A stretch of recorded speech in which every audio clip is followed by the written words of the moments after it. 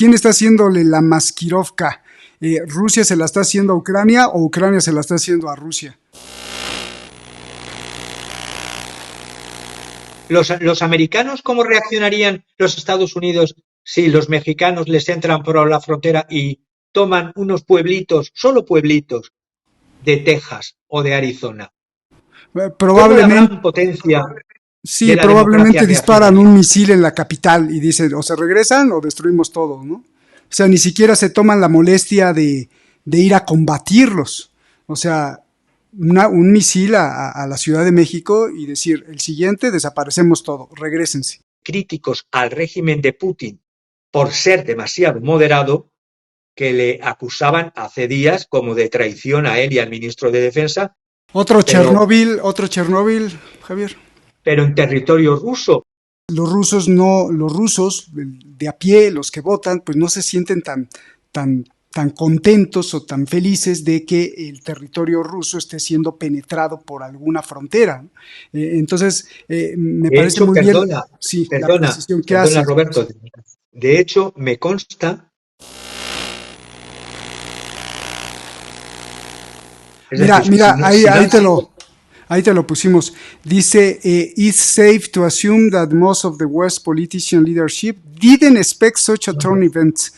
Kiev no consultó a ellos o les preguntó por su permiso. O sea, le están echando toda la culpa a Zelensky, ese güey, perdón por lo de güey, pero ese tonto Sí, se metió a Rusia sin pedirle permiso a Occidente y los occidentales ni siquiera se lo esperaban. es decir, hay que tener hay que tener los cuadrados, hablando en plata, como para hacer un editorial diciendo que una mañana se ha levantado Zelensky y ha dicho, ¡hala! A meteros en el territorio de la región de Kursk por vuestra propia voluntad. Aún todavía nos preguntamos cómo fue posible que el ejército de Ucrania haya roto la frontera rusa, se haya metido a Rusia, haya invadido militarmente territorio ruso. Aún todavía no entendemos cómo pasó esto. El mundo y tú seguramente te preguntas, pues, ¿qué pasó? ¿Qué está haciendo Rusia? ¿Qué está haciendo Ucrania? ¿Qué está haciendo la anglosfera, Occidente, Estados Unidos, la OTAN? Javier Martínez se la pasó toda la semana estudiando centímetro a centímetro, segundo a segundo, de toda esta cronología y nos va a ayudar a entender en esta clase magistral, en su clase magistral de los viernes, ¿qué pasó? ¿De qué se trata esta invasión, aventura, golpe a Rusia? ¿Y por qué Rusia está actuando como está actuando? ¿Y quién está detrás de todo esto? Por supuesto. Yo creo que no solo muchos de nosotros no entendemos, yo creo que muchos de los políticos de la Unión Europea tampoco entienden qué está pasando y hacia dónde sus errores nos pueden llevar. Soy Roberto de la Madrid y esta es una clase magistral con Javier Martínez en Detrás de la Razón. Comenzamos.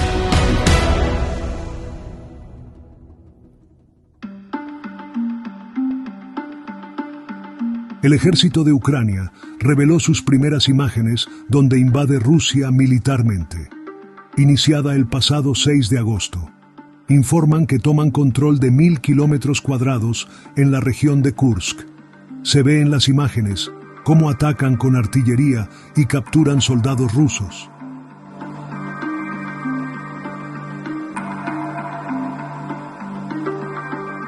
También se ve que militares de Rusia sacan la banda blanca y se rinden.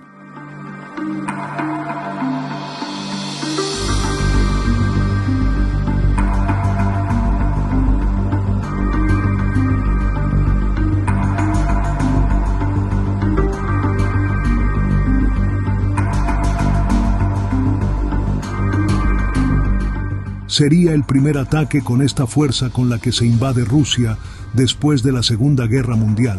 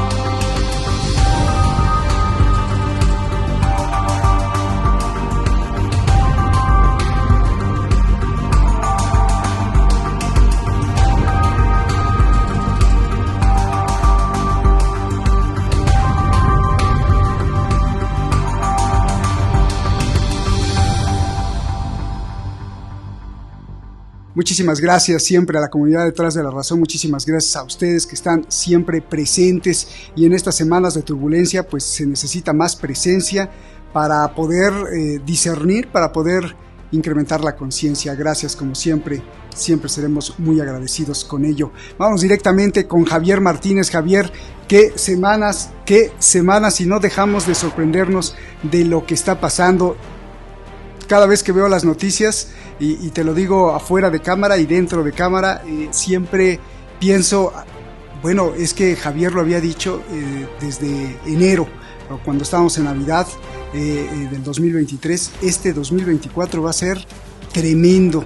Y cada masterclass, otra cosa y otra cosa, y ahora nos topamos con la invasión de Kursk, y nos tendrás que decir, pues, ¿qué significa esto para ti, para la geopolítica? ¿Qué significa esto para la paz mundial? Es que hay muchísimas preguntas. ¿Cómo es posible que un ejército, por primera vez después de la Segunda Guerra Mundial, se haya atrevido a invadir Rusia? ¿Cómo es posible esto? ¿Y cómo es posible que no veamos también?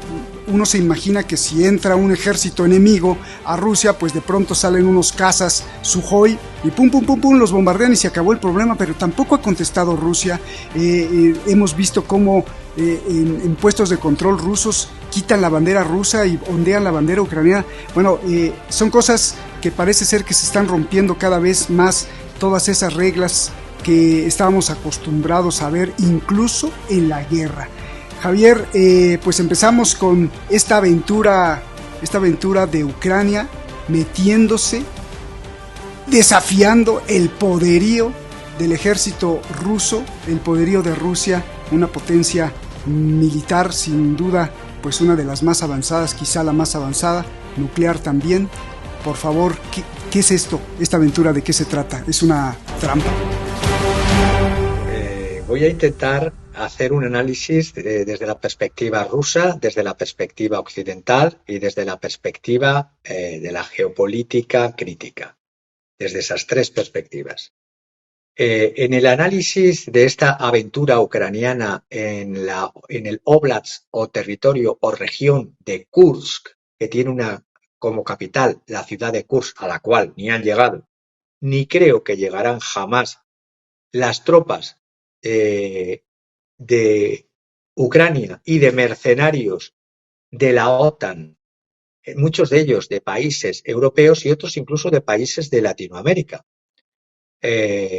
No es la primera, es la última incursión transfronteriza ucraniana, no ha sido la primera, porque ha habido incursiones desde el principio de la guerra del 2022, ha habido incursiones de terrorismo y de desestabilizadores ucranianos y occidentales en una frontera que hay que entender que la frontera entre Ucrania y la Federación de Rusia o Rusia y Ucrania es de más de 2.900 kilómetros, de los cuales casi 2.000, 1.974 kilómetros son terrestres y el resto son marítimos. En una frontera tan amplia, esta última incursión transfronteriza ucraniana, que repito, hay cantidad de mercenarios de países de la OTAN, las armas todo es de países de la OTAN, y la ayuda satelital ha sido también proporcionada por la OTAN. Evidentemente es una operación, evidentemente, no solamente ucraniana, es una operación de la OTAN a lo calladito, como lo hace la OTAN, contra territorio ruso, a ver cómo reacciona, una prueba de paciencia más, a ver cómo reacciona, como dicen desde Occidente, el tirano del Kremlin. A ver si se le puede poner otro calificativo, además del de tirano, a ver cómo reacciona. Entonces, desde el Kremlin voy a empezar por la evaluación de Putin. Esta última incursión transfronteriza ucraniana en territorio de la Federación de Rusia ha sido calificada, curiosamente, vamos a ver por qué, de acto de terrorismo en lugar de invasión militar. Y eso que el ataque ha sido de 3 a 4 brigadas con 5 a 6 brigadas de reserva, es decir, casi 30.000 hombres, cuyo objetivo vamos a intentar desgranar, y si no lo consiguen, va a ser un desastre el definitivo de la OTAN en esta guerra que está perdiendo contra Rusia en Ucrania. Se está postergando por parte del Kremlin el envío de fuerzas, es decir, si lo que pretendían era aminorar el empuje del avance de las tropas de Rusia en el Donbass, en Zaporizhia y en Gerson, pues no lo están logrando, porque por parte de Moscú no ha habido desplazamiento de tropas que están en el frente del Donbass. Como si no les importase la supuesta y grave, que sí, que es verdad, que es desde el punto de vista táctico es un suceso, desde el punto de vista propagandístico es un suceso y desde el punto de vista táctico es un suceso, es un éxito, perdón, estaba diciendo success, es un éxito de Ucrania, pero hay que ver si lo táctico ha ido bien en cuanto a la incursión de unos kilómetros de la frontera, a ver si se puede mantener y establecer y lo que ha sido éxito táctico no se convierta en un temible y terrorífico error estratégico, porque en la guerra hay que diferenciar lo táctico de lo estratégico. La guerra informativa, pues muy bien, ya estamos viendo los fuegos artificiales y la excitación en Occidente. Curiosamente, en un Occidente y en un Zelensky que hace unos días abogaba una y otra vez por un segundo proceso de paz, por unas conversaciones de paz. Es decir, es hablar de la paz mientras te intento golpear. Es una manera de lograr la paz. Putin ha tenido una reunión en el Kremlin con los principales funcionarios del gobierno, por una parte de la Federación de Rusia y por otra parte con los gobernadores de las 3 regiones fronterizas que están limítrofe a lo que es Kursk como región, Belgorod y Briansk. Pues bien, ha tenido esta reunión con miembros de su gobierno y de la Federación de Rusia y con los 3 gobernadores de Briansk, Kursk y Belgorod. Lo que ha dicho, esto como no sale por la prensa occidental, porque tenemos una libertad de escuchar solo con un oído, parece que nos han cortado la otra oreja, solo detrás de la razón tenemos oreja derecha y oreja izquierda. El principal objetivo del Ministerio de Defensa, comunicado del Kremlin, es obligar al adversario a retirarse de nuestro territorio y asegurar de manera confiable nuestra frontera estatal, trabajando con el Servicio Fronterizo. El Servicio Federal de Seguridad debe trabajar con la Guardia Nacional. Estamos viendo que hablan de Servicio Federal de Seguridad, Guardia Nacional, como parte del régimen antiterrorista y contrarrestar eficazmente los grupos de sabotaje y de reconocimiento del enemigo. La Guardia Nacional también tiene sus propios objetivos de combate.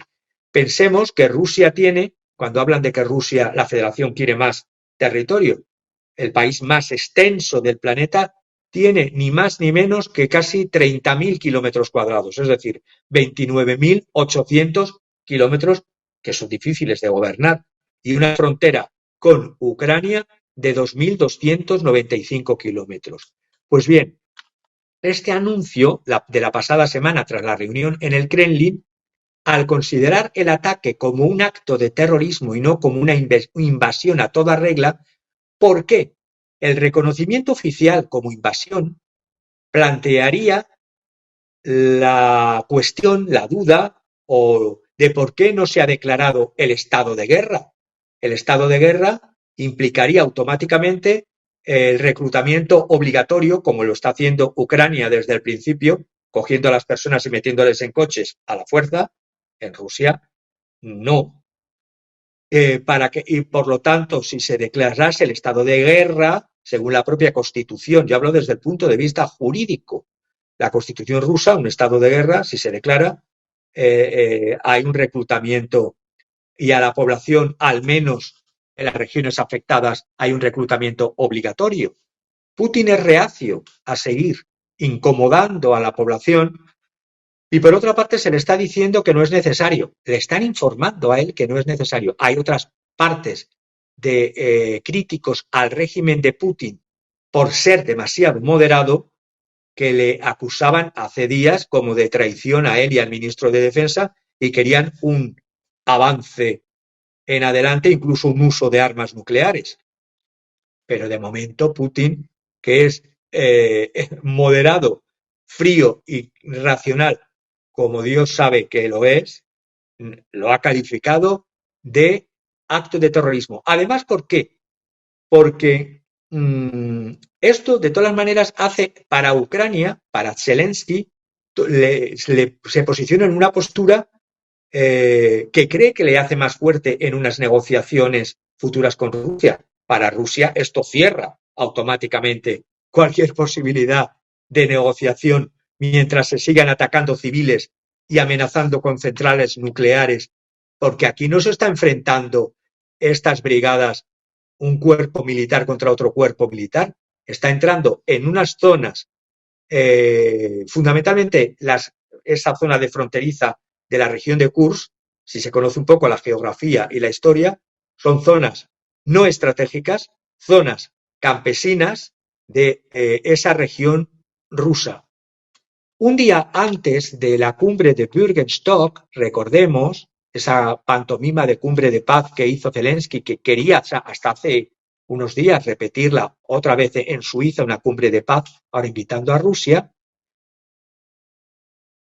Putin se adelantó, recordemos, esto era en el mes de junio, se adelantó y propuso un plan de paz.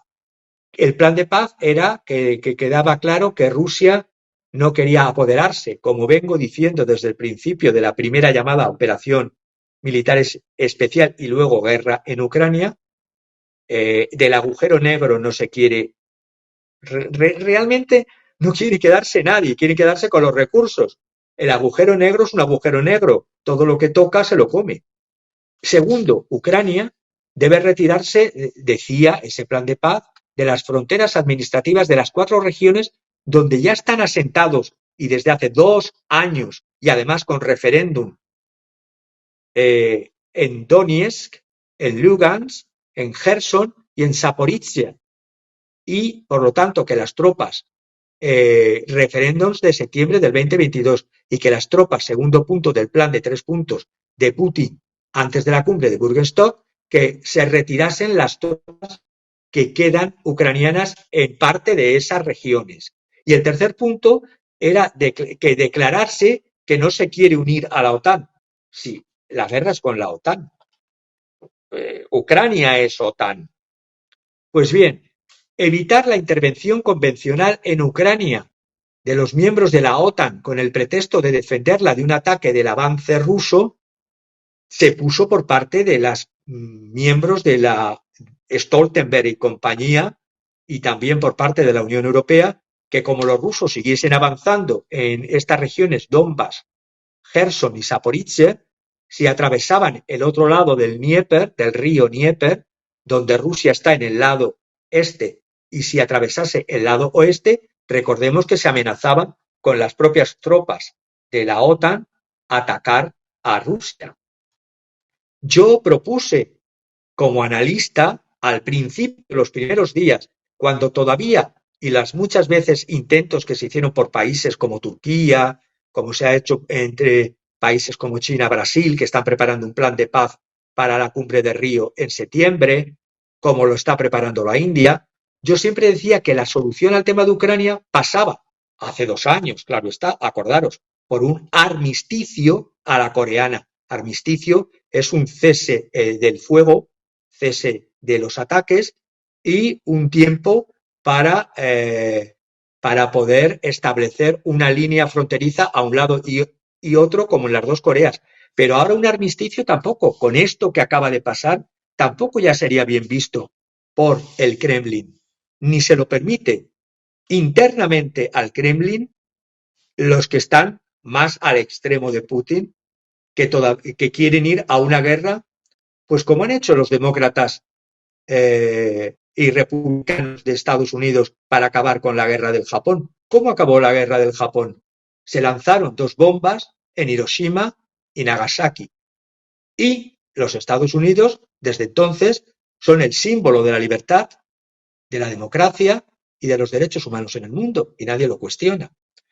Pues bien, el objetivo principal militar de Kiev en Kursk, a mi entender, era detener y es detener el avance de las tropas rusas en el Donbass, que yo lo doy por perdido para Ucrania y para Occidente, donde han aumentado en estos últimos días, hasta el día 6 que se produjo la Maskirovka o la operación incursión militar ucraniana, que no es la primera, pero sí puede ser la última en territorio ruso, y frenar el avance de las tropas rusas en el Donbass.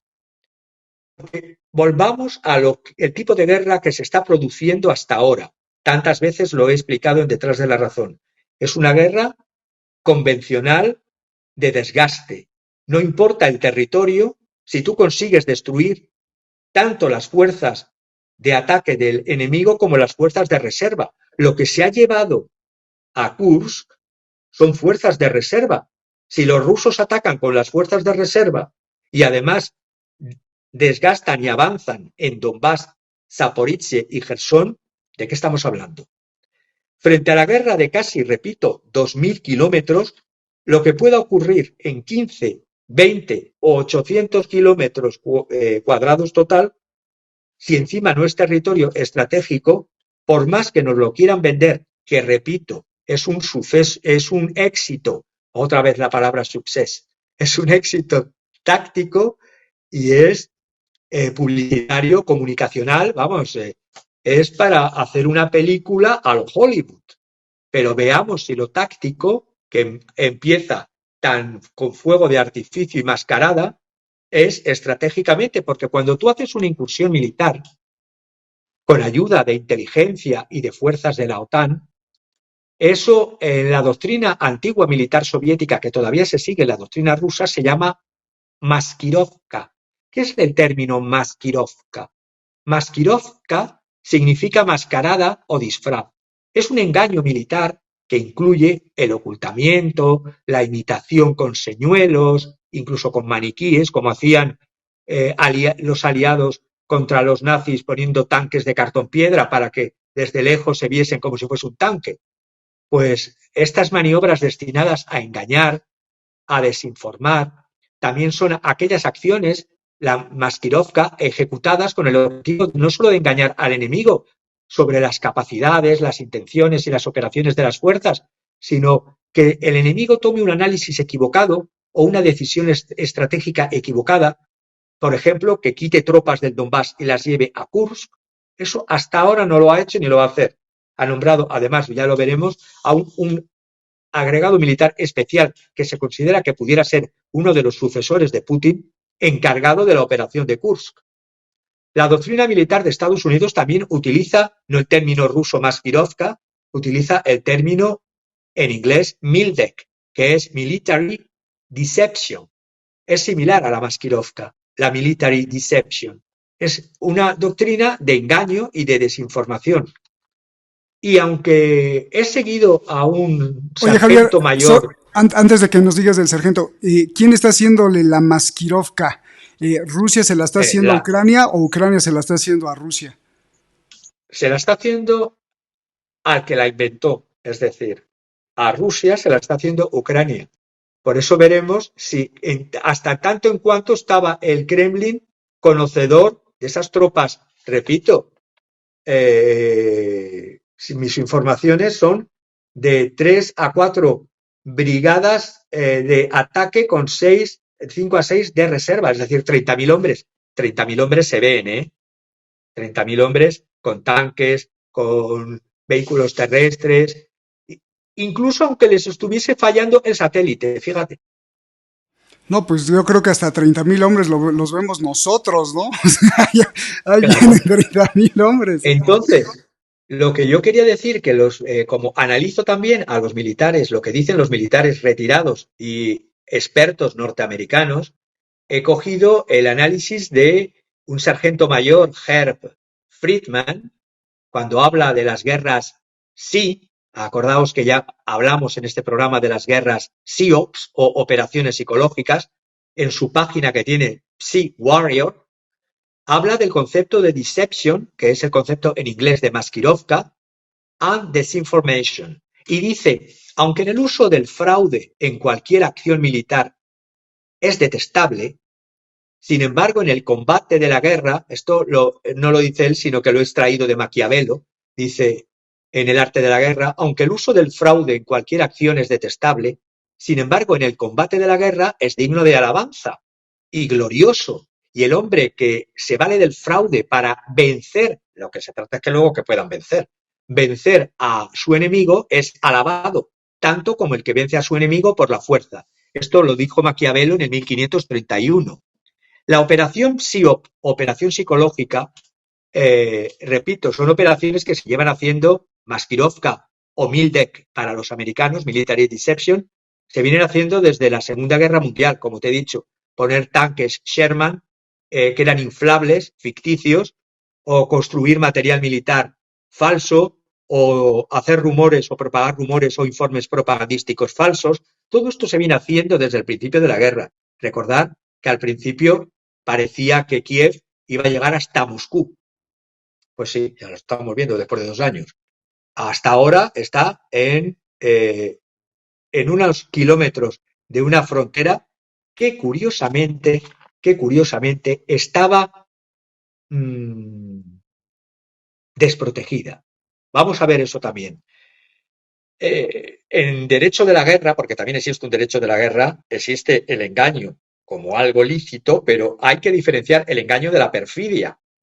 El engaño, los engaños lícitos se denominan ardides. Las ardides o los ardides se definen además en un protocolo 1 de Ginebra, como aquellos actos destinados a engañar a un adversario o inducirle a que actúen temerariamente, como se pretende, pero no que infringen ninguna norma de derecho internacional aplicable a los conflictos armados, porque van de ejército a ejército. Aquí no, aquí van de ejército contra población civil directamente, porque no había realmente un cuerpo militar en el otro lado de la frontera. Pero bueno, matar civiles, si lo matan desde Ucrania, es una operación militar. Matar civiles colateralmente cuando buscas objetivos militares en Ucrania por parte de los rusos es un crimen de guerra. Esas son las varas de medir de los occidentales.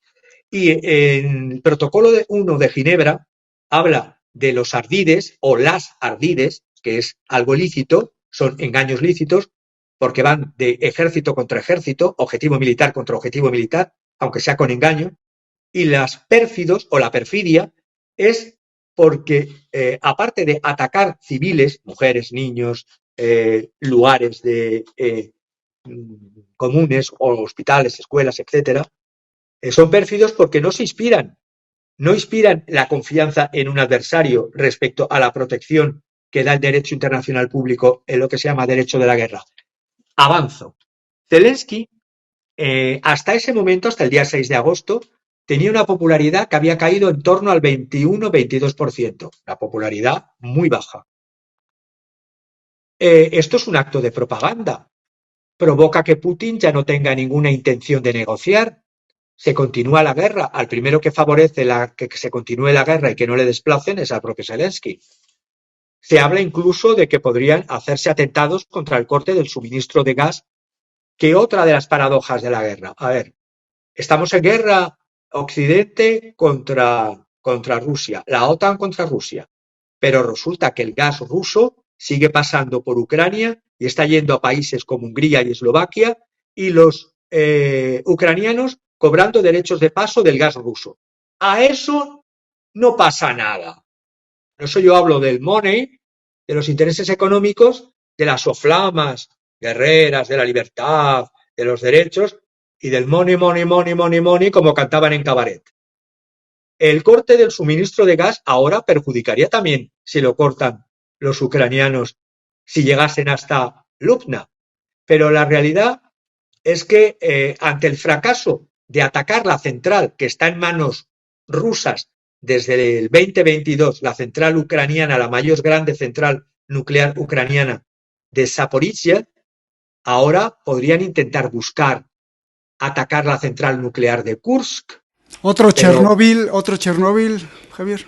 pero en territorio ruso, teniendo en cuenta que son 80 kilómetros de profundidad lo que tiene la central nuclear de Kursk y teniendo en cuenta que ya están intentando reponer, porque hasta ahora el avance de la incursión Maskirovka de Ucrania se ha parado, no hay avance. Hasta ahora han tenido que echar manos de más reservistas, llamar a más reservistas. Es una sangría esto. La ofensiva del ataque de Kursk tiene dos facetas, la militar, un frente militar y un frente comunicacional. Es la primera operación, como tú has dicho, desde la Segunda Guerra Mundial, simbólica además en una región de Kursk, porque en esta región, en Kursk, fue donde se libró la batalla más grande. Todo se hace, Hollywood piensa muy en película. Se hizo la batalla más grande en la Segunda Guerra Mundial de tanques soviéticos contra tanques nazis y curiosamente del 5 de julio al 20 de agosto del año 1943. Nada es al azar. Hollywood y el establishment, el deep state globalista, mundialista, no hace nada al azar. Todo se piensa desde hace mucho tiempo y se pone mucho cartón piedra y mucha lucecita. Por parte de los ucranianos ha habido, aparte de cantidad de mercenarios, se han puesto en funcionamiento la Brigada Ucraniana 61, la 76, la Brigada 27 y la Brigada 49 de Artillería. Veremos si estas brigadas 61, 76 mecanizadas, la 27 y la 49 de artillería, más unidades de paracaidistas, más fuerzas especiales, más vehículos USA de combate de infantería, tanques alemanes, tanques polacos, piezas de artillería británica y lanzacohetes checos, con la ayuda satelital de la OTAN, no quedan todos en chatarra, porque de momento el avance se ha frenado. Lo que parecía que los rusos decían que es la técnica rusa militar siempre en Rusia, con Napoleón, con los nazis en la Segunda Guerra Mundial, entrad, que cuando queráis daros la vuelta no podréis salir. Oye, Javier, La realidad es que no había en la frontera ni guardas fronterizos suficientes, ni curiosamente tampoco había campos de minas rusos, eran inexistentes. Todas las minas que los rusos han puesto para asegurarse que el antiguo Donbass ucraniano ya forma parte de Rusia, en esa parte de esa región oblast de Kursk no había nada de eso.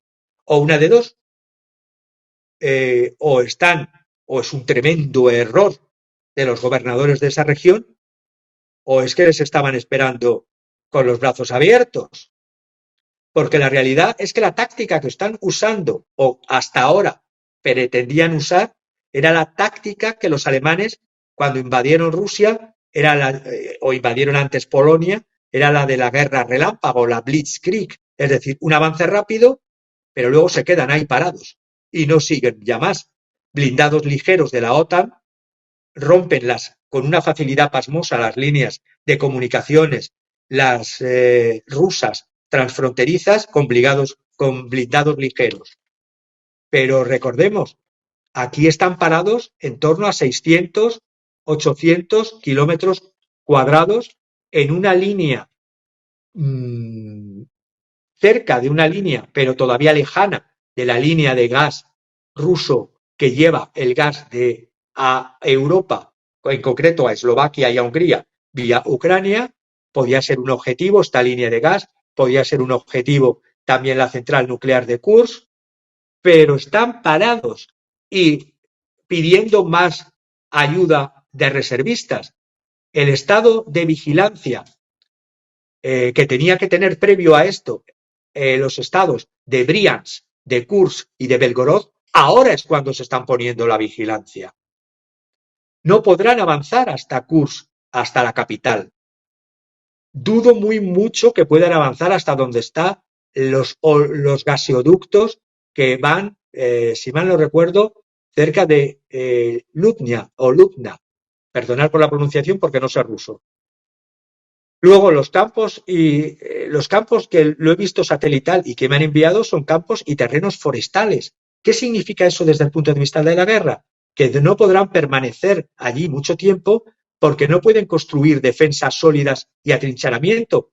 Cuando las quieran construir, los aviones les machacan y todavía no se ha hecho uso de la aviación, ¿verdad?, en esa zona. Entonces, ¿ha sido una derrota comunicacional de Rusia? Pues tácticamente sí.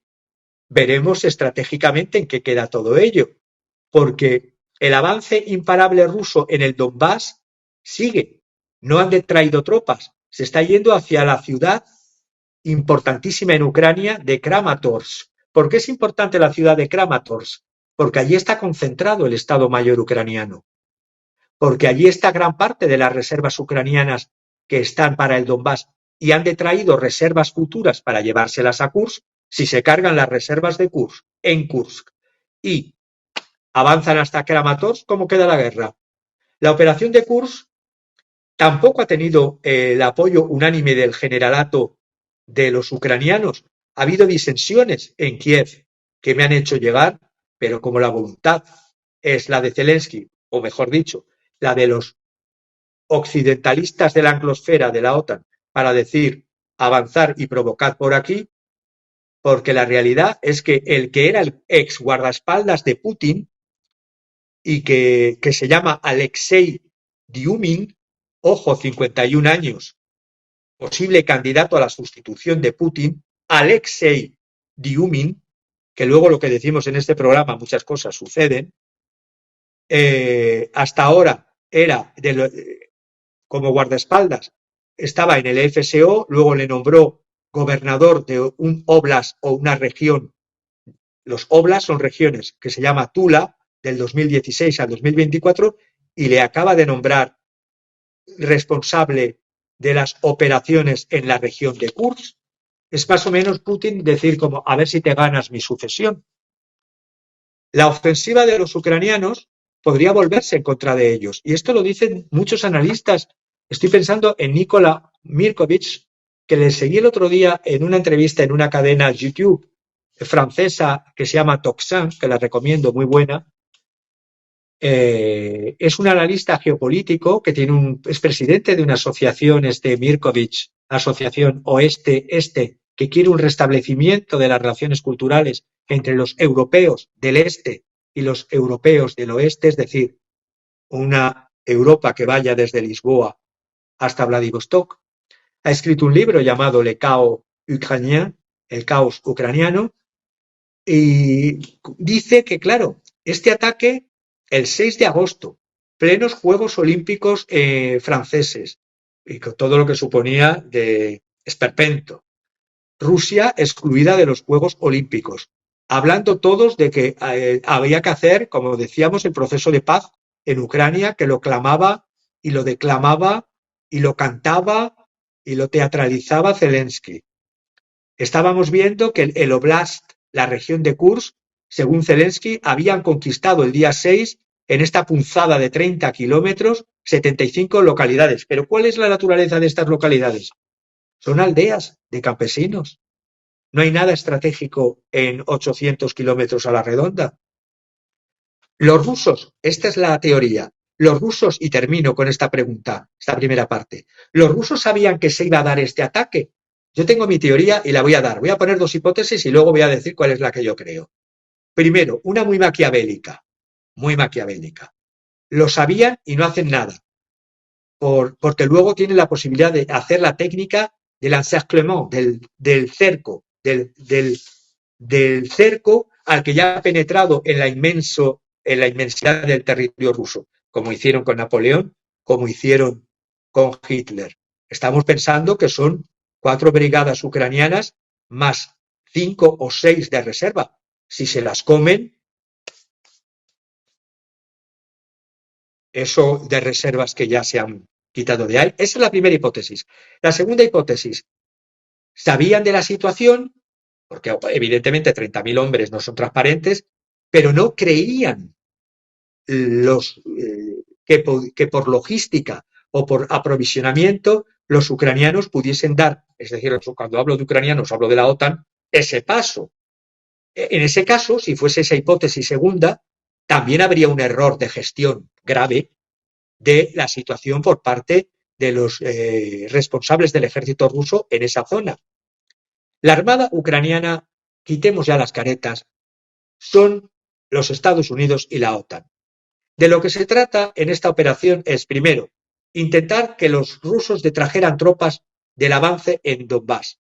Segundo, de redinamizar la moral de las tropas ucranianas que después del 2014, ojo, que las tropas ucranianas están en guerra desde el 2014 en contra de la otra parte de Ucrania, que no es del 2022. Y hombre, desde el 2014 al 2024, 10 años de guerra, pues no hay Job que soporte su cuerpo tanto horror. Entonces, el objetivo que yo veo finalizando de intentar dinamizar la moral de las tropas sería una de ellos, porque claro, se está vendiendo como que Ucrania, como si solo fuera Ucrania, y por su propio medio hubiese vencido al ejército ruso. Es que no había nadie en la frontera, es como si dejas la puerta abierta y te entran a robar. Sí, Eh, me parece que es creo que puede ser una trampa, ¿no? Creo que en la yo parte... personalmente, Sí. yo personalmente, Roberto, me inclino por la primera opción, por la maquiavélica. Es decir, el que ahora digan que intentar vender que es una operación que los ucranianos tienen recursos, sí, recursos que les da Occidente, y los tanques, las formaciones, las maniobras, las armas, el apoyo satelital, todo es de, todo es de Occidente. Por lo tanto, la guerra es de la OTAN contra, llamemos a las cosas por su nombre, contra Rusia. Y desde el 2022 no han logrado vencerla. La contraofensiva del verano pasado, que también la tratamos aquí, fue un fuego de artificio, es decir, fuegos artificiales. Y estaba perdiéndose el apoyo incluso de los medios occidentales las semanas pasadas. Estaban ya la prensa de Nueva York, el New York Times, el Wall Street Journal, parte de los políticos en el Congreso y Senado. Estaban hartos. Esto ha producido una euforia en el campo atlantista, una excitación para demostrar que el ejército, que la armada ucraniana no está aún muerta, que no está muerto, y no se ha ido de parranda, como dice la canción. Pero es que en el otro lado de la frontera no había ni líneas de defensa fuertes, ni algo que se utiliza, que los rusos lo utilizan y todos los ejércitos, los llamados dientes de dragón. Los dientes de dragón se ponen en las fronteras para evitar la entrada de tanques, y más cuando estás en guerra con el estado fronterizo. Y segundo, y termino, han tomado entre 300 a 1000. Como yo dudo de los datos de un lado y de otro, pongo mínimo máximo. Por eso digo que es entre 800 kilómetros. Y según Zelensky, 75 localidades, pero son 75 aldeas. El paso del Garruso, y resumo ya lo que he dicho, el paso del Garruso, del cual se lucran los ucranianos de Kiev y que nadie lo pone en duda, podría estar en peligro. La central nuclear de Kursk podría estar en peligro. Les queda mucho trecho todavía y ya les han frenado. Las paradojas de lo de la guerra es que las centrales nucleares de Kursk pudiera ser moneda de cambio contra la central nuclear de Zaporizhia. No lo creo. Tendrían que llegar a ella. Las vías de ferrocarril que unen el aprovisionamiento militar y de soldados desde Kursk hasta la región de Belgorod y de ahí para el Donbass pudiesen ser el objetivo que buscan también, pero de momento no han llegado a ello. Y termino.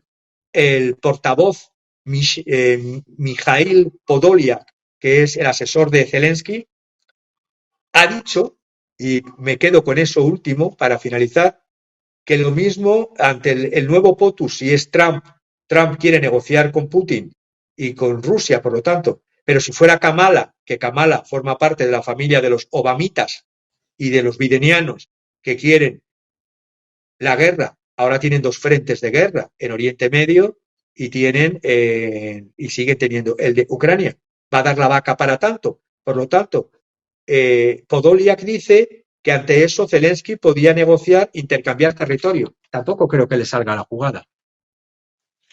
Y además, decía, puede ser una trampa, pero habría que ver también, es obvio que a nivel táctico, pues es un triunfo incluso histórico para Ucrania. Estratégico no, porque pues se metieron a unos pueblitos donde hay viejecitos de habitantes, y obviamente estratégico no será, pero habría que ver también con el paso de los días, no muchos, pero con el paso de los días, qué tanto repercute a nivel estratégico en la popularidad dentro del pueblo ruso en general. O sea, es decir, pues los rusos de a pie, los que votan, pues no se sienten tan contentos o tan felices de que el territorio ruso esté siendo penetrado por alguna frontera. Entonces, me De parece hecho, muy bien, sí, la precisión que perdona haces. Roberto. De hecho, me consta por conversaciones con rusos en Rusia que lo que están considerando a Putin un moderado y un frío. Es decir, la reacción rusa sería mayoritariamente de han tocado mi territorio, hagamos, si es necesario, un Hiroshima y un Nagasaki, porque si estos otros lo hicieron antes, ¿por qué nosotros no? Claro, Los americanos, ¿cómo reaccionarían los Estados Unidos si los mexicanos les entran por la frontera y toman unos pueblitos, solo pueblitos, de Texas o de Arizona? ¿Cómo la probablemente, gran potencia de sí, la democracia probablemente disparan reaccionaría? un misil en la capital y dicen, o se regresan o destruimos todo, ¿no? O sea, ni siquiera se toman la molestia de ir a combatirlos. O sea, un misil a la Ciudad de México y decir, el siguiente desaparecemos todo, regresense, ¿no? Y, o sea, ni siquiera es... ¿Por qué y por qué unos tienen patente de corso para hacerlo? Que yo lo que intento ver, independientemente no me pongo en el lugar más que en el lugar de la razón. Por eso estamos en detrás de la razón. ¿Por qué unos lo pueden hacer y son aplaudidos como adalides de la libertad y los otros no pudieran? Dios quiera que no lo lleguen a hacer, pero ¿y por qué los otros no pueden hacer lo mismo? Oye, Javier, Entonces, sí, acaba, perdón. dime. ¿No has considerado una hipótesis más que, y me llama mucho la atención, esto lo voy a conectar con el editorial del día de hoy de Russia Today en inglés, que es pues, su cara más importante al mundo? Eh, ¿No podríamos considerar que también hay un grupo que está haciéndole un grupo rival contra Putin dentro del gobierno y le esté diciendo no hay problema y lo esté haciendo quedar mal, porque pues esto lo está haciendo quedar mal? Y esto va porque, fíjate, el editorial de hoy de Russia Today de Dmitry Dritse dice una red, línea roja militar ha sido cruzada, ¿y ahora qué? Pero si tú lees todo el editorial, habla de negociación. Dice que el editorial acaba concluyendo que o se hace más sangre y va a haber más sangre, o pues esto fija las bases para ya una negociación seria y termina diciendo, esperemos que sea lo segundo, la negociación. O sea, el Russia Claro, Today está es hablando de que, negociación. Ah, caray. Entonces, es ¿no le que estarán eso jugando rudo a Putin dentro del propio gobierno? Perdón. no, no creo eso. Creo más que como el mundo de los negocios, la guerra es, war is a racket. No me canso de repetirlo una y otra vez, una y otra vez. Resulta que este riesgo a el gasoducto que va para Eslovaquia y Hungría, a esa parte de Europa, y que pasa por territorio ucraniano, y que pudiera peligrar por esta incursión ucraniana, resulta que ha hecho subir el precio del gas y han aumentado los beneficios a la administración que gobierna en Washington estos días, pero curiosamente también está beneficiando al gas ruso. Por lo tanto, los business gasísticos están aumentando con esta Maskirovka. Y por otra parte, me voy a lo que decías con un análisis de otro economista, con Jeffrey Sachs. Jeffrey Sachs piensa, o pienso yo como él, o él como yo, o pensamos conjuntamente, que desde el principio esta ha sido una guerra y es un pulso entre Estados Unidos y Rusia por territorios, por ganar territorios, por intercambiarlos. El propio New York Times y el semanario alemán Der Spiegel lo ha calificado la operación desde el día 6 de agosto como una operación arriesgadísima por parte de Ucrania, porque si lo que pretende es ponerse no en un escaloncito de debajo en una negociación que pretendía aparentemente hacer, sino colocarse en un similar, si realmente la operación éxito táctico y publicístico si se convierte en un fracaso estratégico, apaga y vámonos. Es un riesgo que los militares que aconsejan también a Zelensky han dicho que no se hiciera. Había algunos que decían que no se hiciera. Por parte de Putin, los que le confían en que eso no es necesario desplazar tropas de otras partes del territorio masivamente, pues lo mismo están jugando, pero conociendo históricamente, no le conozco en persona, pero conociendo históricamente al personaje de Putin, que por supuesto le han engañado en la historia más de una vez, desde que entró en el G8. Para mí eso, yo lo vi que era un engaño. Él no lo vio una oportunidad, lo mismo. La realidad es que no es una línea que avanza, es una línea de grupos que ya han sido, como se dice, parados, desperdigados, están desperdigados en una región, en un oblast. Hombre, las regiones en Rusia son tremendas. Estamos hablando de 1000, ya no 800, pongamos, como si hubiesen llegado a 1000 kilómetros cuadrados sin valor estratégico. Sí, que han cambiado paneles rusos, como tú decías, por paneles en ucranianos, que han intentado que soldados rusos saliesen del Donbass y se fuesen allí, pero que no han ido. Que han desplazado, y eso sí me consta, soldados rusos desde Kaliningrado. Ojo, porque muchas veces con estas operaciones de engaño se va por un lado y han desplazado soldados de Kaliningrado cerca de Polonia y las están llevando a este teatro ruso-ucraniano. Luego, Kamala Harris, que es una, por así decirlo, una criaturita del Deep State, está frotándose las manos, porque los neocons que apoyan al gobierno demócrata de Biden y que pensaban que se estaba arruinando todo por la situación de Biden, tienen a una candidata que les va a seguir el juego.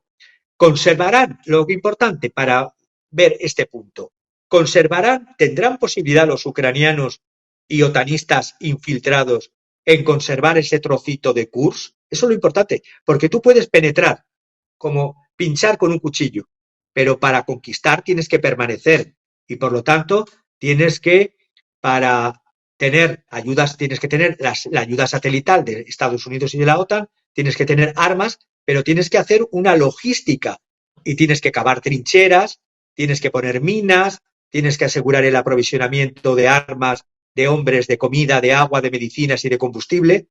Y hombre, ahora los rusos parece que han despertado, que se estaban durmiendo la siesta. Javier, estaban de siesta.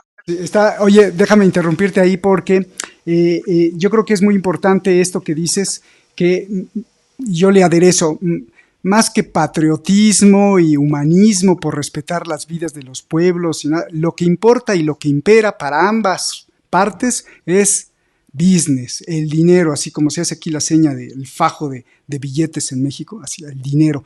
Y esto es muy importante porque será muy demoníaco la Unión Europea y el Occidente, pero bueno, Rusia lo está vendiendo el hidrocarburo. Y los otros será muy demoníaco y dictador Putin, pero negocian con él.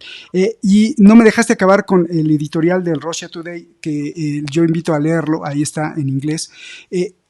Me parece tan extraño que el argumento para decir la conclusión final de este artículo, de esta columna, de este editorial, es que no me dejaste decir que este editorial dice que no fue Occidente, sino que fue el solitario Zelensky, que ni siquiera les avisó a los occidentales y por sus pistolas él se metió a Rusia y que incluso ha sorprendido a las autoridades occidentales de la OTAN o de lo que sea, porque lo hizo nada más para llamar la atención y para necesita más ayuda y que le den más armas y todo eso. Me llama mucho la atención, porque esto justamente va en contra, no sé qué opinión pública estén preparando, si están preparando para una gran negociación en donde al final se proteja el dinero y la entrada del hidrocarburo, que eso es yo creo que lo más importante, pero en que en Russia Today salga esto y que le echen toda la culpa a Zelensky y como que esculpen un poquito me parece muy simbólico, no lo sé, pero hace mucho sentido con lo que tú dices, Javier. Totalmente, Roberto. Yo no conocía este editorial o este artículo de opinión de Russia Today, pero porque no lo he visto, pero lo que estás explicando es justamente al hilo de lo que voy diciendo, es primero de dónde han salido las armas, los tanques, los vehículos terrestres eh, con los que ha incursionado Ucrania. Luego, cómo ha incursionado, con qué apoyo satelital, con el apoyo de la Virgen María y del Espíritu Santo. No, ha habido la participación de la OTAN y la participación directa. Pero está la falsedad de la OTAN, claro, porque como la OTAN se vende como un tratado de defensa, no como una organización de agresión, como la OTAN se vende como que actúa Organización del Tratado del Atlántico Norte y el Atlántico Norte llega hasta el Indo-Pacífico, pues hombre, claro, el imperialismo no va a decir que él ha sido directamente, porque encima, y eso es lo que me da rabia, es cobarde, porque no dice, sí, hemos sido nosotros los que hemos dado el apoyo satelital. Las armas llevan la etiqueta de armas alemanas, armas polacas, armas de Reino Unido, armas norteamericanas, pero es que además de la incursión, para permanecer allí, ¿de dónde van a salir los recursos de Kiev para conservar estos territorios? Si hasta ahora y después de 200.000 millones no han sido capaces de recuperar el territorio de Donetsk, Lugansk, Zaporizhia y ¿cómo se llama el otro territorio? Kherson. Es Mira, decir, ahí te lo pusimos. Dice, it's safe to assume that most of the West politician leadership didn't expect such a turn event. Kiev no consultó a ellos o les preguntó por su permiso. O sea, le están echando toda la culpa a Zelensky, ese güey, perdón por lo de güey, pero ese tonto se metió a Rusia sin pedirle permiso a Occidente y los occidentales ni siquiera se lo esperaban. Pero eso es falso, eso es un lavado de cerebro desde el primer momento en que las armas, las municiones, la logística, los satélites, la preparación previa satelital, es decir, hay que tener los cuadrados, hablando en plata, como para hacer un editorial diciendo que una mañana se ha levantado Zelensky y ha dicho, ¡hala! A meteros en el territorio de la región de Kursk por vuestra propia voluntad. Es decir, repito, es una victoria táctica publicitaria. Sí, pero eso no significa en la guerra una victoria estratégica definitiva. Hay que asegurar el terreno y el terreno primero ya les han parado y el terreno puede ser una bolsa a destruir. Y claro, los rusos tienen superioridad aérea y más en su propio territorio. La siguen teniendo.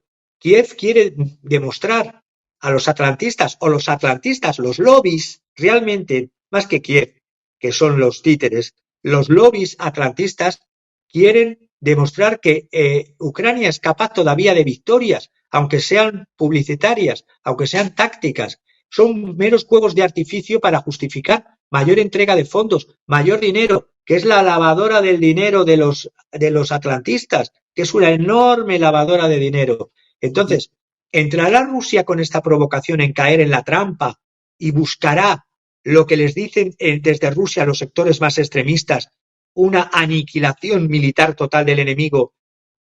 Pues ojalá que no, por la propia población ucraniana. Es decir, Rusia tiene la potencia del ataque aéreo que no ha utilizado plenamente en Kiev, no ha utilizado ni bombas incendiarias, ni ha utilizado, que lo hacen en Oriente Medio y no pasa nada, no tengo que decir quién, ni hacen uso de armas nucleares tácticas. ¿Por qué? Porque daría mala imagen al gobierno de Putin, porque les preocupa la imagen. El 75% del planeta, 75% del planeta apoya a Rusia, no ha apoyado, por eso los procesos y cómo se está desarrollando después de más de 2 años. Zelensky clama el dinero a quien se lo puede sacar, a Occidente. Y además, y explico por qué lo ha calificado, que se me ha olvidado, por qué lo ha calificado de acto de terrorismo y no de guerra. Porque Putin tiene también firmados una serie de acuerdos bilaterales de defensa mutua con eso que se llama la OTSC, Organización del Tratado de Seguridad Colectiva, que recordemos a nuestros seguidores, está en Armenia, Bielorrusia, Kazajistán, Kirguistán, Tayikistán. Con Rusia hay 2 estados observadores, Serbia e Irán, y hay un tratado directo de Rusia con Corea del Norte, que hemos explicado. Esos tratados, si se calificase de ataque al territorio ruso, podrían requerir la participación de los estados que acabo de decir. Al calificarlo de acto de terrorismo, no implicas, no desarrollas una guerra, no internacionalizas más la guerra. Porque hasta ahora el frío, calculador, ajedrecista, psicópata, llámalo como quieras, de Putin, ya sé que los pro-ucranianos me van a tachar de prorruso con esto, está parando la internacionalización de la guerra. Pero hay sectores en el Kremlin y fuera del Kremlin que dicen, repito, escalemos hacia lo nuclear táctico. Bien. La OTAN no ha cesado de saltarse las líneas rojas con Rusia, desde lo de Yugoslavia hasta las revoluciones de color, y como muy bien, el campo occidental está muy puesto en cuestión a nivel mundial, por China, por Rusia, por Irán, incluso por la India, por los BRICS.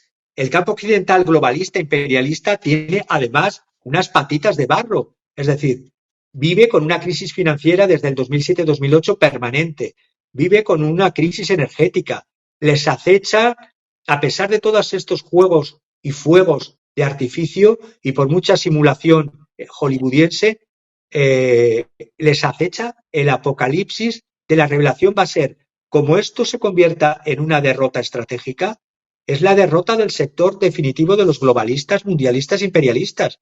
La economía rusa, a pesar de las 14.000 sanciones, es la primera economía de Europa. Primera economía de Europa. Esos son datos. Y el occidente globalista, la anglosfera, sigue con lo que yo digo en ese término griego que viene desde la guerra de Troya, hybris, que significa soberbia. La soberbia de que cree el unilateralismo que puede seguir imperando por el mundo. No le sigue ni la madre, no le sigue nadie. Y a pesar de eso quieren provocar, ¿para qué? Porque si la reacción del moderado o del psicópata de Putin fuese la de un real psicópata, pues como tú has dicho que haría Washington con México de capital, tiraría un misil. ¿O no? Ya con eso. Entonces, termino. Este ataque ha humillado, lo dicen todos los medios occidentales, a Putin. Y dicen, ¿y ahora qué? Para ver cómo reacciona Putin. Veremos lo que pasa en días, porque claro, cuando nos reunimos cada viernes han pasado la intemerata de cosas. Y la Alianza del Atlántico Norte, vulgarmente conocida como OTAN, ha ayudado, repito, y esto es claro, a desarrollar esta operación, esta incursión en la región de Kursk, y lo dicen muchos analistas, no lo digo yo solo, sino que os recomiendo también, que tú has recomendado, un artículo en Asia Times de un analista llamado Stephen Bryan, que dice, y termino, si bien todo el mundo sabe de la inevitabilidad de la expulsión del ejército ucraniano en tierras rusas, van a ser expulsados, esto es historia que se puede decir que es así, la estrategia, las tácticas y el armamento utilizados de las fuerzas de Ucrania en territorio fronterizo han sido desarrolladas y dadas conjuntamente por la OTAN. Por eso lo del artículo este recomiendo el contraartículo, el del analista Stephen Bryan en Asia Times. La operación o incursión en Kursk, además de propagandista, intenta contrarrestar y llega a la misma conclusión que yo he llegado. Intentar ella contrarrestar el avance y la eficacia en el sí asentamiento, sí expansión de Rusia en Donbass, Zaporizhzhia y Gerson en Ucrania. Y en torno a el peligro que podría suponer esta incursión es si llegasen a conquistar Martinovka, cerca de Sutsa, que es donde están los oleoductos. Pues bien, por parte de Rusia, en el canal Readovka Telegram, informó que las fuerzas de Rusia habían recuperado a día de hoy, viernes, el control de varias aldeas, entre ellas una que se llama Malaya, otra Loknia y otra Martinovka. Por lo tanto, les están alejando hace 18 horas, estos eran datos de hace 18 horas, de los objetivos que decía de peligro oleoducto y peligro nuclear. Bien, Javier, el siguiente punto era la guerra clara, Estados Unidos contra Rusia. Creo que ya lo has explicado muy bien. Si gustas algo que te falte de ahí para concretarlo, porque también nos falta el último rebuzno, como si fuera burro. Y nos vas a explicar por qué le pusiste burro al senador. Caray, se va a enojar. Si es un senador, es Lindsey Graham. Bien, pues esos puntos, ¿no, Javier? Y te escuchamos porque yo creo que ha sido muy enriquecedor lo que has dicho.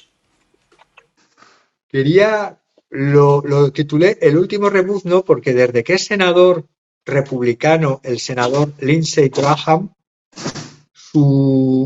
si echamos mano de hemeroteca, pocas veces encontraremos, yo creo que ninguna, alguna vez que haya hablado a favor de la paz.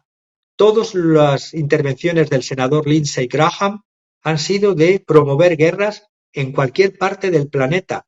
Para él, la guerra, como es uno de los negocios en donde saca beneficio, evidentemente es como ir a trabajar todos los días. Entonces, los occidentales, aquí estamos viendo lo que ha propuesto. Se desplaza a Kiev este lunes pasado. Da una conferencia de prensa. Y en la conferencia de prensa, el anciano senador Lindsey Graham, cuidado con los ancianos que no están en el asilo, son más belicosos que los hooligans. Y dice, instó a pilotos de la OTAN retirados, es decir, en vez de estar en vuestras casas disfrutando de vuestro retiro y jubilación, como estoy haciendo yo, senador Graham, vosotros venid a luchar a Ucrania contra Rusia y que os contrate Ucrania, que paguemos los occidentales con dinero de nuestros impuestos, a luchar por la libertad. Freedom Fighters, les quiere llamar, bueno, que se ponga él, como está tan Mambrú se va a la guerra, sino él, que alguno de sus hijos o de sus nietos den ejemplo y que se pongan el casco militar y que se vayan a luchar por la libertad. Si lo mejor es como hacían los guerreros en la antigüedad y en la Edad Media, daban ejemplo, arengaban a las tropas, pero estaban en primera línea del frente. Aquí un senador desde la tumbona, en este caso no era la tumbona porque todavía se mantiene en pie, desde la sala de prensa dando una conferencia en Kiev, decía textual: si eres un piloto retirado de F-16 y quieres luchar por la libertad, aquí te contratarán. Buscarán en los países de la OTAN pilotos de combate retirados, porque Ucrania no tiene suficientes para los F-16 que les van a regalar, bueno, regalar no, a cambio de recursos, ya sean tierras, ya sean empresas, ya sea en recursos presentes y futuros que detraen a los ucranianos, y dicen, pilotos retirados de combate dispuestos a venir a ayudar a Ucrania hasta que puedan entrenar a sus pilotos o incluso pilotar. Varios países occidentales, entre ellos Bélgica, Dinamarca, Países Bajos, Noruega, se han comprometido a proporcionar 80 cazas F-16. Recordemos, el F-16 tampoco es una novedad, es un avión desde el año, creo que fue utilizado desde el año 78, ya es un poquito viejo, utilizado actualmente por más o menos 2 docenas de países, porque muchos están cambiando a los modernos F-35.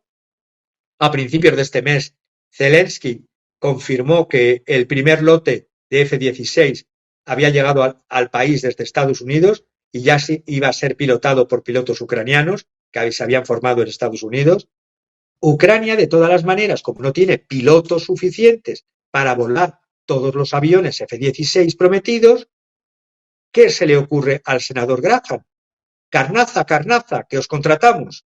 Y si bien algunos pilotos están siendo entrenados en Estados Unidos, en Dinamarca y quizás en Rumanía, en Estados Unidos, por ejemplo, ya han sido 20 pilotos ucranianos de F-16, terminarán su graduación a finales de este año, en diciembre, todavía queda diciembre para que puedan pilotar un F-16, al senador Graham se le ocurre hacer una convocatoria de trabajo de muerte con pilotos retirados de Occidente.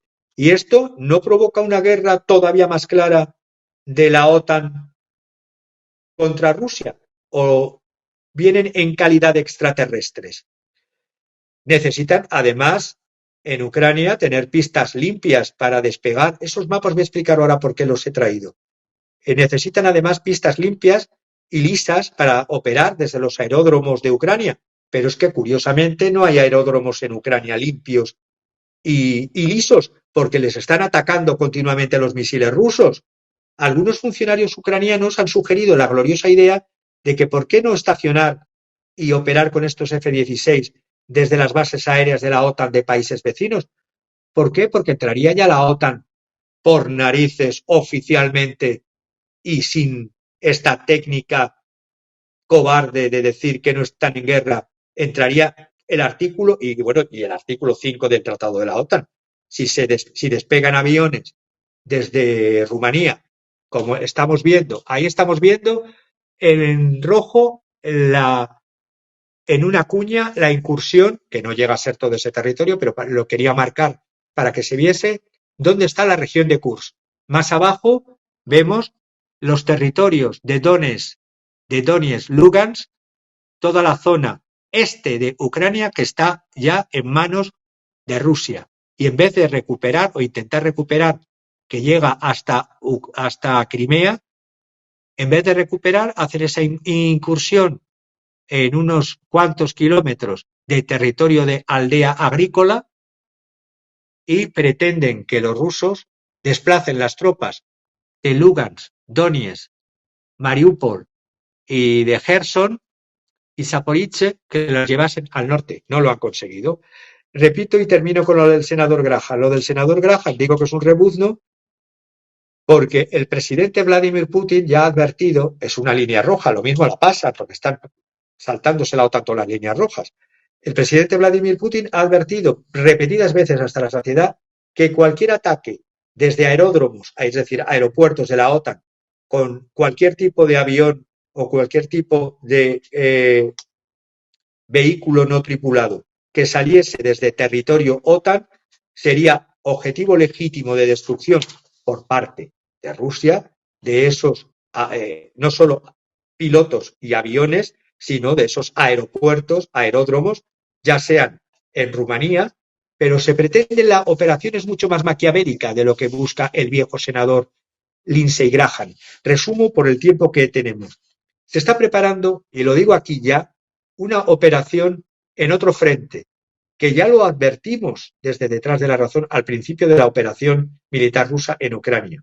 Ahí vemos el territorio de Rumanía en naranja, el territorio más claro como en color café claro, café con leche, vemos el territorio de Moldavia, que se desgajó de Rumanía. Y luego en color gris oscuro vemos el territorio independiente y con fuerzas rusas protegidas de Transnistria. Transnistria porque es el río Dniester, el río Dniester, el que divide la frontera de lo que es de color café con leche, Moldavia, de lo que antes era Moldavia, que ahora es Transnistria, donde hay no solamente una población rusa importante, porque todos estos estados, antiguos estados de la Unión Soviética, eran estados multirraciales y multiculturales. En Rumanía viven rusos en la parte de Transnistria. Por eso Transnistria, que antes era en la Unión Soviética, formaba parte de Rumanía junto con Moldavia. Moldavia se desgajó, pero resulta que los moldavos, desde la presidenta a todo el gobierno, tienen doble pasaporte, tienen pasaporte rumano y pasaporte moldavo. Se está preparando una operación de reunificación del gobierno de Moldavia con el gobierno de Rumanía, pero para atacar los intereses de los rusos en Transnistria. Esto provocaría, evidentemente, una guerra a nivel también en esa zona de Europa. La OTAN no ceja en buscar un enfrentamiento directo con Rusia sí o sí, porque de lo que se trata es de desgastar y dividir a Rusia como no me cansaré. Es decir, el senador Lindsey Graham este lunes pasado, aparte de incitar a pilotos occidentales retirados a que se unan a la cruzada por la libertad contra Rusia en apoyo de Ucrania y que los contrate Kiev, pagándolos Occidente, claro está, también está intentando por parte de Moldavia que ataque Transnistria y que por parte de Rumanía, Rumanía absorba a Moldavia. Todo esto, por parte de Moldavia, existen unas obligaciones. Por eso, esta misma semana, el encargado de negocios de Moldavia ha sido llamado el 13 de agosto a Moscú, al Ministerio de Asuntos Exteriores, para una reunión urgente, porque Moldavia, cuando se desgajó de Rumanía, tiene un estatuto de Estado neutral. La capital de Moldavia, Chisinau, hay un estatuto de derecho internacional, una ley internacional moldava que obliga a Moldavia a permanecer neutral. Pues se llama el Estatuto de Neutralidad Permanente de Chisinau. Y hay unas obligaciones de relación con los demás países, con Rumanía y con los países antiguos de la Unión Soviética, la CEI, en la carta de la CEI, con esos documentos de que, porque en Moldavia viven muchísimos ciudadanos rusos como viven en Transnistria. Y de lo que se trata ahora en la rusofobia de la anglosfera es de expulsar a todos los rusos de todos los territorios que no sean Rusia. Y luego, cuando estén metidos en Rusia, desgajar Rusia en X número de repúblicas divididas y enfrentadas e independientes. Termino diciendo que la presidenta de Moldavia, como he dicho, Maya Sandu, y todo el gobierno, algo curioso en un país, tienen, aparte de ser presidenta de Moldavia, tienen la nacionalidad rumana. Es como si el presidente Sánchez tuviese la nacionalidad portuguesa y todo su gobierno. Pero bueno, y hay unos intentos. En Moldavia viven 1,3 millones de personas de ciudadanía rumana y hay intentos por este gobierno de Moldavia de hacer una reunificación de lo que antes era. Por eso surgió una Moldavia independiente de Rumanía, volver a reintegrarse, una reunificación, y todo bajo el mando y supervisión de la OTAN. No voy a entrar en más detalle, pero solo con esos mapas que he puesto antes se ve claramente cómo son los movimientos para un nuevo frente, ya no solo en Ucrania, sino también en Rumanía, también en Moldavia, también en Transnistria. No será por las provocaciones increciendo y el cruce permanente y continuo de las líneas rojas de Rusia que Putin entre en las trampas. Entró ya en la trampa de pasar la frontera ucraniana.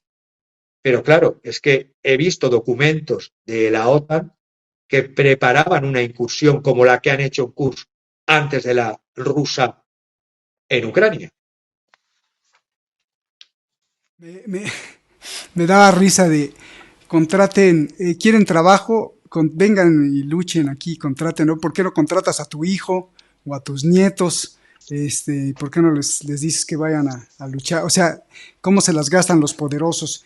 Y justamente, pues me da mucha curiosidad porque vamos a la par. Es que, ¿sabes qué, Javier? Mucha gente nos dice que le encanta cómo concluyes con una obra de arte.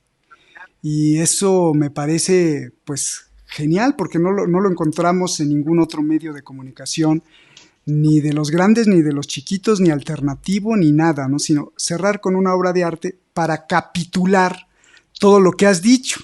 Y me parece siempre a mí, pues muy curioso, porque yo estoy incluso también con con la curiosidad de qué va a decir Javier, porque bueno, yo ya vi la obra, pero aún así no he escuchado tu interpretación, por qué la escogiste, qué ves en la obra, qué tiene que ver con Lindsey Graham, qué tiene que ver con la incursión de los ucranianos en pueblitos donde vive gente mayor, donde había pocos soldados, qué tiene que ver con las aspiraciones de la OTAN y qué tiene que ver con el negocio que hace la Unión Europea con Rusia de hidrocarburo a pesar y aparte de todo, ¿no? Entonces, qué bueno que traes esto y qué bueno que siempre cierras con una obra de arte.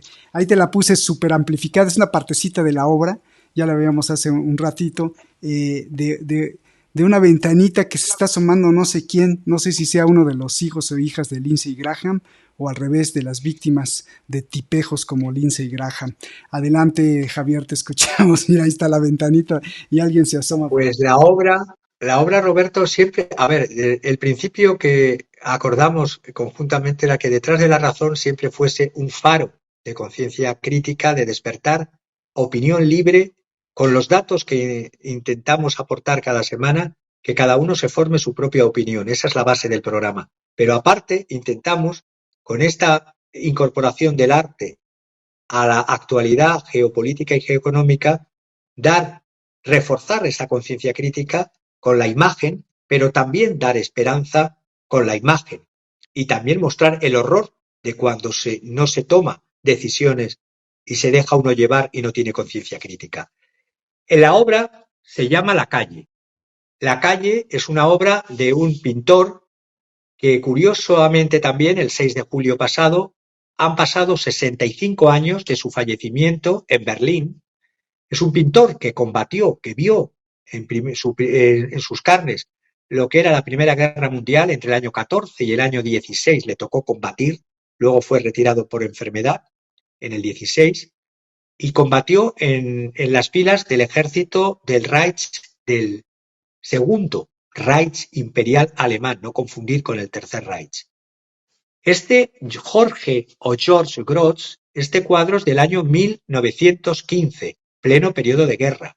Es un óleo sobre un lienzo de 45,5 centímetros por 33,5 centímetros que está en la ciudad alemana de Stuttgart, en la Galería de Arte Estatal Staatsgalerie.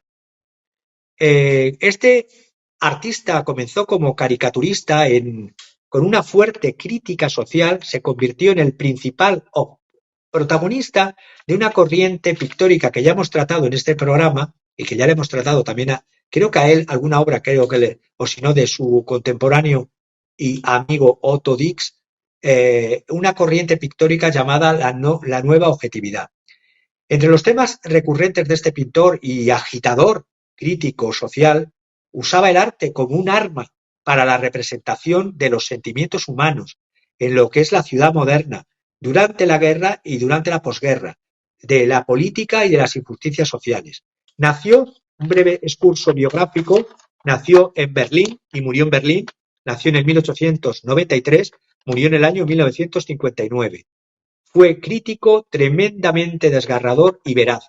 Pintor alemán que empezó en la época expresionista, estudió en la Akademie für Bildende Künste de Dresde, en la Academia de Dibujo y Arte de Dresde, en la Kunstgewerbeschule de Berlín, en la Académie Colarossi de París en el año 1913.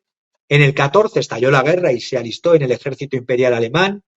Estuvo luchando en el frente de Bélgica, Francia, hasta el año 16, que fue dado de baja por motivos de salud.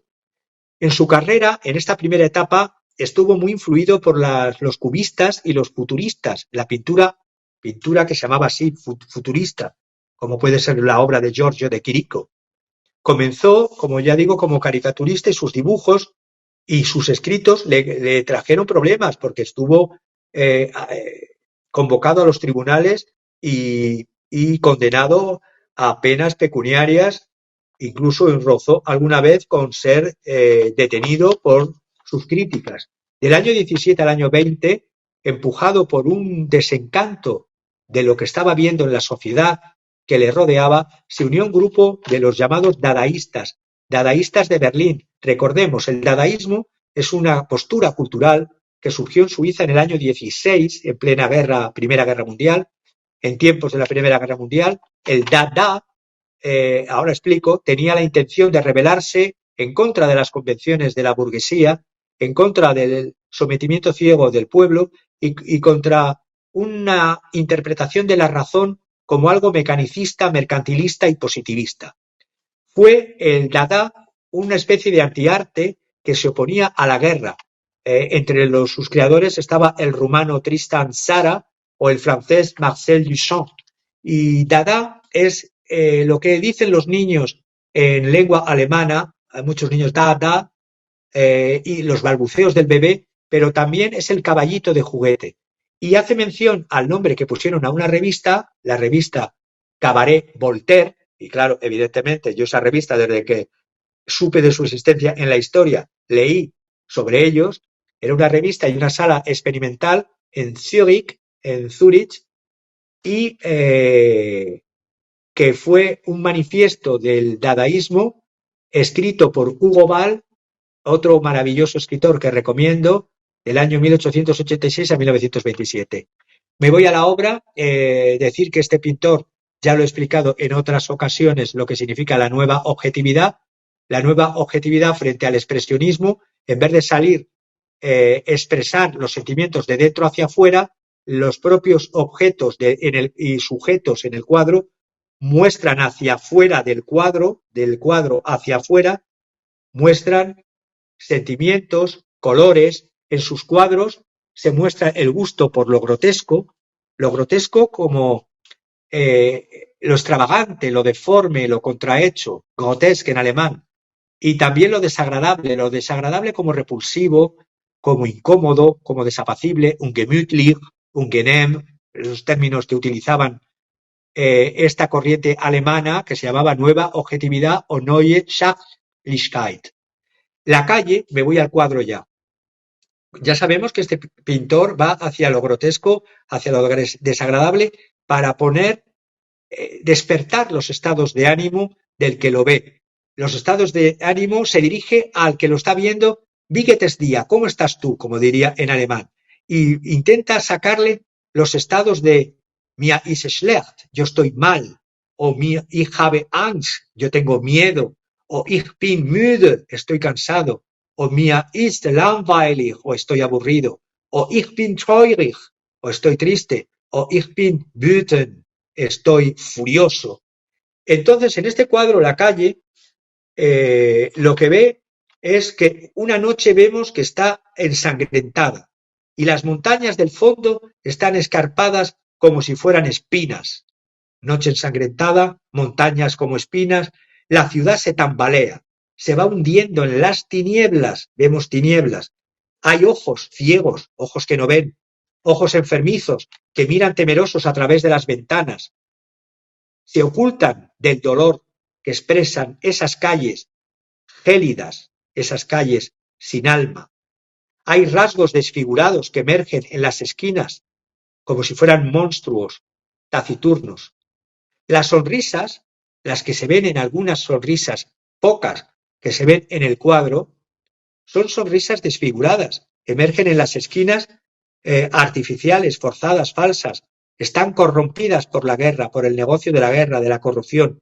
Los cuerpos desnudos han dejado de ser bellos, no vemos ningún cuerpo. El cuerpo de la señora que está desnudo es un cuerpo de horror, grotesco. En este cuadro vemos la fragmentación que los futuristas querían llevar a la obra de arte. Es una calle berlinesa que se ilustra también con los principios de esta nueva corriente de la nueva objetividad.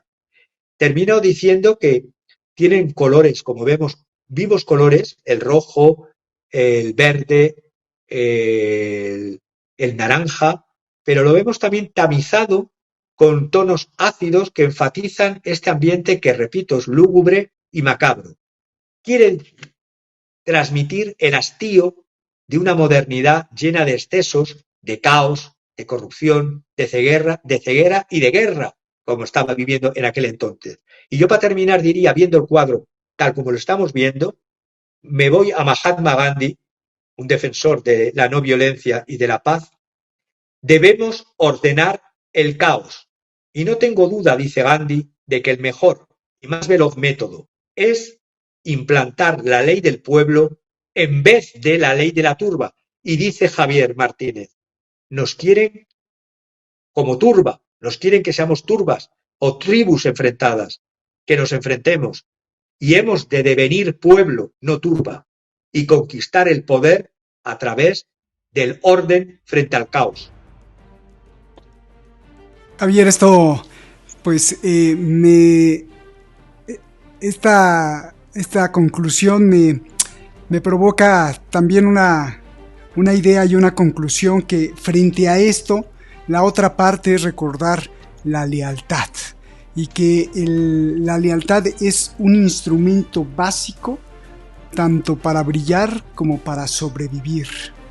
Y no solo en la cuestión práctica, por ejemplo, en los grupos de poder, en los grupos criminales, en los grupos políticos, si no eres leal, ni brillas públicamente, ni sobrevives, porque incluso te pueden mandar matar. Pero mucho más allá de eso, en la parte humanista, para evitar estos lúgubres y ojos misteriosos, macabros, llenos de depravación, llenos de desesperanza y depravación, que son dos cosas diferentes, pero que van de la mano cuando una guerra se apodera de los sentimientos humanos. Creo que la lealtad es algo muy importante traer a colación, porque es la lealtad contigo mismo, la lealtad con tus sentimientos verdaderos, la lealtad con tu corazón, que cuando abandonamos esa lealtad, pues nos corrompemos a lo superficial, al dinero, al negocio, pero cuando regresamos a la lealtad en el propio corazón humano, pues creo que ahí podríamos bien construir lo contrario a esta obra que has bien traído aquí para cerrar el programa, que sería pues el rayo de esperanza que todo mundo quiere, criminal, político, genocida o gente de a pie que solo busca alimentar a su familia, todo el mundo quiere ese rayo de esperanza. Javier, gracias por traer este faro y por darle más tabiques a este faro. Gracias, un abrazo gigantesco y nos vemos hasta la próxima, hermano. Muchísimas gracias por estar aquí siempre y sabes que pues esta es tu casa y ustedes que nos ven en cualquier parte del mundo pues saben que esta es su casa. Gracias, un abrazo, siempre muy emotivo. Un abrazote. Gracias, Javier. Gracias a ti que nos ves en cualquier parte del mundo, pues muchísimas gracias y seguiremos pendientes con lo que está pasando en la guerra Irán-Israel, en las cuestiones del genocidio que está haciendo, que sigue Israel desafiando pues prácticamente a la humanidad de todo el mundo, matando más palestinos. ¿Qué está pasando y qué va a pasar en las próximas horas con Ucrania, con la reacción de Putin? Bueno, pues aquí estamos pendientes y con gusto lo vamos a analizar en el momento en que pase, y también pues está gente como Javier que está pendiente de lo que pasa y listos para el análisis. Nos vemos hasta la próxima, que estés muy bien y un abrazo grande.